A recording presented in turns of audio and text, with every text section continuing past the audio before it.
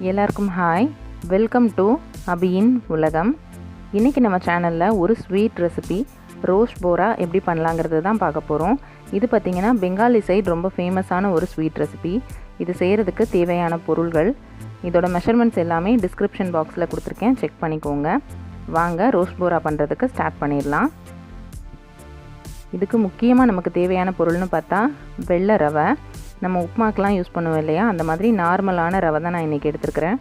வறுத்த ரவை, வறுக்காத ரவை எதுவாக இருந்தாலும் நம்ம இந்த ரோஷ்போராக்கு பயன்படுத்திக்கலாம். ஏன்னா இதை நம்ம நெய் விட்டு வறுத்துட்டு தான் இந்த ரெசிப்பியில் சேர்க்க போகிறோம். ஸோ எந்த ரவையாக இருந்தாலும் ப்ராப்ளம் கிடையாது. 1 கப் ரவை, 200 கிராம் ரவை எடுத்திருக்கேன். இந்த ரவைக்கு நம்ம 1 கப்லேருந்து 1.25 கப் வர ஒயிட் சுகர் எடுத்துக்கலாம். இந்த ஜீனி உங்களுக்கு நல்லா தித்திப்பாக வேணும்னா 1.25 கப் எடுத்துக்கோங்க. நான் இன்றைக்கி 1 கப் எடுத்திருக்கேன், 200 கிராம் ஜீனி. இந்த அளவுகளுக்கு 2 டேபிள் ஸ்பூன் பால் பவுடர் எடுத்திருக்கேன். மில்க் பவுடர் கண்டிப்பாக சேர்த்து தான் நம்ம இந்த ரெசிபி செய்யணும். 1 கப் ரவை, 1 cup sugar, 2 table spoon milk powder, 2.5 cup இருக்கக்கூடிய பால் எடுத்து நல்லா காய்ச்சி எடுத்து வச்சுருக்கிறேன். இந்த ரவைக்கு 2.5 கப்லேருந்து 3 கப் அளவுக்கு நமக்கு பால் தேவைப்படும். அதனால் பால் காய்ச்சி நல்லா கொதிக்க சூடு இருக்கிற மாதிரி எடுத்து வச்சுக்கோங்க. நம்ம முழுக்க பால் சேர்த்து தான் வேக வைக்க போகிறோம். அதனால் பாலோட குவான்டிட்டி கரெக்டாக சேர்த்துக்கோங்க. நல்ல வாசனைக்காக 3 ஏலக்காய் நான் எடுத்திருக்கேன்.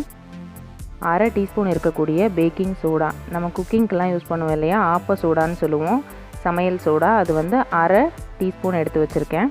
இவ்வளோ தான் நமக்கு ரோஷ்போராக்கு தேவையான பொருள்கள்.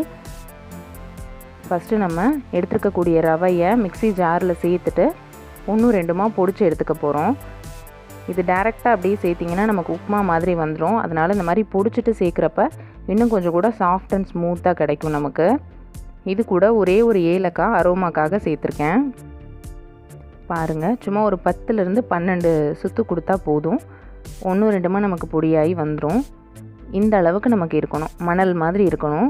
ரொம்ப பவுடர் பண்ணிட்டிங்கன்னா மாவாயிரும். அதனால் சும்மா ஒரு 10-12 சுற்று மாத்திரம் விட்டு பல்ஸ் மோடில் அரைச்சி எடுத்துக்கோங்க. பாருங்கள், நமக்கு ரவை ரெடி ஆயிடுச்சு. இதை நம்ம வறுத்துட்டு சேர்க்க போகிறோம். ஒரு அடி கனமான வாணலியில் 1 டேபிள் ஸ்பூன் நெய் விட்டுருக்கேன். இப்போ நம்ம பொடிச்சு வச்சுருக்க ரவை, ஏலக்காய் அது ரெண்டையுமே அப்படியே ஆட் பண்ணிக்கலாம். இந்த ரவை மீடியம் ஃப்ளேமில் இந்த நெய்யில் நல்லா வறுபட்டு வரணும். கரிஞ்சிடாமல் பார்த்துக்கோங்க. நல்ல வாசனை வரும், அது வரை இதை நம்ம நல்லா வறுத்து எடுத்துக்கணும். பாருங்கள், கட்டி எதுவுமே தட்டலை, நல்லா மணலாக இருக்குது. இப்போ நம்ம ஸ்டவ்வை சிம்மில் வச்சுக்கலாம். நம்ம காய்ச்சி நல்லா கொதிக்க இருக்கிற பால் எடுத்து வச்சுருக்கோம் இல்லையா, 2.5 கப் பால், அதை அப்படியே சேர்த்துக்கலாம். இதுக்கப்புறம் உங்களுக்கு தேவைப்பட்டால் இன்னொரு 1/2 கப் நல்லா சூடாக இருக்கிற பால் சேர்த்து நல்லா வேக வச்சு எடுத்துக்கோங்க. நம்ம உப்புமா எல்லாம் ப்ரிப்பேர் பண்ணுவோம் இல்லையா, சேம் அதே மாதிரி தான். கட்டி எதுவுமே தட்டாமல் முழுக்க பாலில் சேர்த்து நம்ம வேக வச்சுக்கிறோம். 2.5 கப்லேருந்து 3 கப் பால் வரை நம்ம சேர்த்துக்கலாம். பாருங்கள், எனக்கு 2.5 கப் பால் தேவைப்பட்டுச்சு, நல்லா வெந்து வந்திருக்கு. இப்போ ஸ்டவ்வை ஆஃப் பண்ணிவிட்டு இதை நல்லா கம்ப்ளீட்டாக ஆற வச்சு எடுத்துக்க போகிறோம். இந்த மீன் டைமில் நம்ம சுகர் சிரப் ரெடி பண்ணிடலாம். அதுக்கு 3 கப் தண்ணி நான் சேர்த்துருக்கேன். இந்த தண்ணியில் நம்ம எடுத்து வச்சுருக்கக்கூடிய 1 கப் சுகர் அதை அப்படியே சேர்த்துடலாம். இந்த 3 கப் தண்ணி நமக்கு நல்லா கொதித்து ஒரு 2.5 கப் அளவு வரைக்கும் வற்றி வரணும். சுகர் சிரப் பார்த்திங்கன்னா பதம் எதுவுமே கிடையாது. லைட்டாக அந்த பிசுபிசுப்பு தன்மை வந்ததுக்கப்புறமா நம்ம ஸ்டவ்வை ஆஃப் பண்ணிக்கலாம். நம்ம குலாப் ஜாமுனுக்கெல்லாம் ஹீட் பண்ணுவோம் இல்லையா, அதே பதம் தான் இது. பாருங்கள், கொதித்து நல்லா சுகர்லாம் கரைஞ்சதுக்கப்புறமா 3 ஏலக்காய் பொடி பண்ணி சேர்த்துக்கிறேன். பாருங்கள், நமக்கு ரோஷ்போராக்கு நம்ம சேர்த்துருந்த ரவையெல்லாம் நல்லா பாலில் வெந்து வந்திருக்கு. கை பொறுக்கிற சூட்டுக்கு வந்துருச்சு. இப்போ இது கூட நம்ம எடுத்துருக்கக்கூடிய 2 டேபிள் ஸ்பூன் மில்க் பவுடர் அதை சேர்த்துக்கலாம். நான் ஒரு 1/2 ஸ்பூன் நிறுத்தி வச்சுக்கிறேன், தேவைப்பட்டால் நம்ம சேர்த்துக்கலாம் அதை. அடுத்ததாக 1/2 டீஸ்பூன் பேக்கிங் சோடா, சமையல் சோடா இருக்குது இல்லையா, அதுவும் சேர்த்துடலாம். சேர்த்துட்டு இது எல்லாமே நல்லா ஈவனாக மிக்ஸ் ஆகிற மாதிரி ஒன்று சேர்ந்து நல்லா சப்பாத்தி மாவு பதத்துக்கு நம்ம திரட்டி எடுத்துக்கணும்.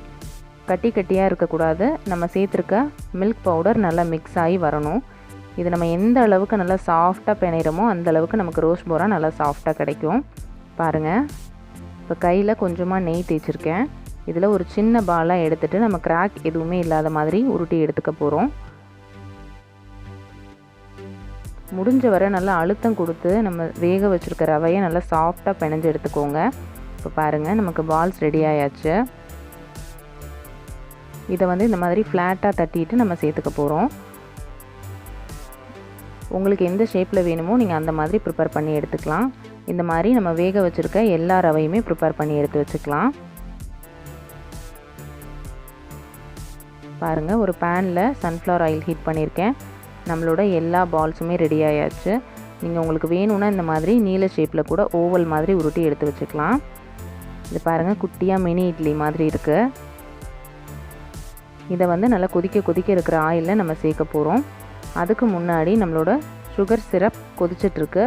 அதுவுமே வந்து பிசுபிசுப்பு தன்மை வந்ததுக்கப்புறம் பார்த்துட்டு ஸ்டவ் ஆஃப் பண்ணிக்கணும்.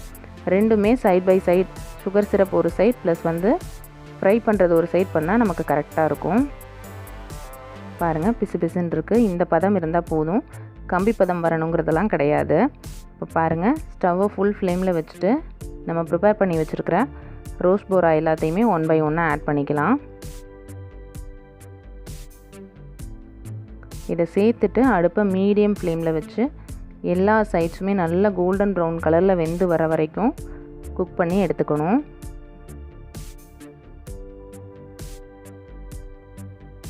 பாருங்கள், நம்மளோட சுகர் சிரப் இந்தளவு நல்லா ஆவி பறக்க சூடாக இருக்கணும். அப்படி ஆறி போச்சுன்னா லைட்டாக ஸ்டவ் ஆன் பண்ணி ஹீட் பண்ணி வச்சுக்கோங்க. அப்போ தான் சிரப் நல்லா உள்ளே இறங்கி வரும். பாருங்கள், எல்லாமே ஒரே மாதிரி நமக்கு கோல்டன் ப்ரௌன் கலரில் வெந்து வந்திருக்கு. இப்போ இதை அப்படியே ஆயிலில் ஃபில்டர் பண்ணி எடுத்துகிட்டு நம்ம ரெடி பண்ணி வச்சுருக்க சுகர் சிரப்பில் டைரெக்டாகவே சேர்த்துக்க போகிறோம். உங்களுக்கு வேணும்னா நீங்கள் ஏலக்காய் சேர்க்குற டைமில் சுகர் சிரப்பில் கொஞ்சம் போல் குங்கும பூ கூட சேர்த்துக்கலாம். அது நல்லா கலர் கொடுக்கும்.